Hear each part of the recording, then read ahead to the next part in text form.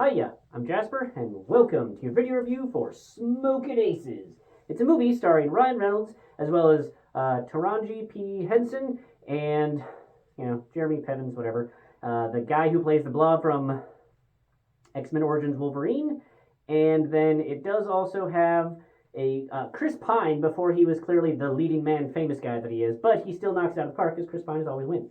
But as always, I'm going to give you the good, the bad, and the furry. To start with the furry, there isn't any. Moving on to the good and bad. So, I'll put my review down below for R.I.P.D., but my review is going to be a little bit similar in some aspects to that movie, to this movie. Because in R.I.P.D., Ryan Reynolds was playing as if he was in a drama movie. Like, he was just giving it his all, and he had the feels, and the face, and the acting, and he was so pure, and he was taking everything so seriously. And he was in a comedy movie. Everyone else was in a comedy movie, and he was serious guy, and, serious. And that's kind of the same in this movie. I love Ryan Reynolds. Ryan Reynolds is always a win, but he was in a different movie than the rest of this movie, because the premise of this movie is that Jeremy Piven's character is your standard, high out of his mind guy he's gonna be a snitch to the FBI, but he's, doing all of his drugs before he has to go snitch. And the mob finds out and they want to kill him, so they hire a ridiculous number of ridiculous assassins. Like three members of just a neo-Nazi group that are just with chainsaws and shit. Just ridiculous shit like that.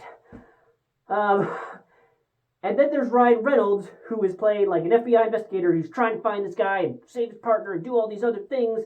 And he is playing a serious movie. Anytime they cut to his character or his story arc and the things that are happening to him, it suddenly becomes a very serious movie about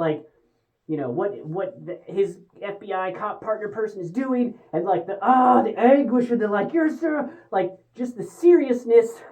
It loses all levity every time we come back to Ryan Reynolds. And I appreciate his skill because he could do that. He did an excellent job in R.I.P.D. of playing that character, and he does an excellent job in this one of playing his character. But it's not the rest of the movie agreeing with what he's doing. I don't know why this has happened to him twice now. It's weird that it's happened twice. Maybe more, because I haven't seen all the Ryan Reynolds movies, but it's just weird. Because I think that the fun part of this movie about all the ridiculous assassins and how they end up, coinciding and what have you is kind of fun. It has a little bit of the Pulp Fiction feel of how stories intersect, but, with ridiculous assassins. And that's a fun time. But then when we go to Ryan Reynolds' character, I'm suddenly very sad about all the hilarious things that were happening, because they're not hilarious anymore, because you see the grief and the anguish and the anger that comes from if that actually happened. Whereas when that shit's happening, it's just ridiculous and hilarious and fun. So, prepare for a seesaw of emotions with this movie, because it doesn't know what it wants, I don't think. It's running two different movies. But, it's fine. I also, for some reason, thought this was shot by Guy Ritchie. But when I actually watched it, I was like, oh, this is definitely not a Guy Ritchie film. And it's not a Guy Ritchie film. At least, and I know that Guy Ritchie has matured in his art style, but definitely early Guy Ritchie films had a very specific style of being shot, and that's how I thought this movie was, but I must have been thinking of a different movie, because that's not how this one was. So, it's okay. It's not my favorite rendition of this type of movie where, ridiculous assassins and just hilarity, because there's too much seriousness in this movie. So, if you like Ryan Reynolds, if you liked the dichotomy of his character versus what the action was going on in R.I.P.D., then I think you will like this one as well. For me, I probably won't watch this movie again.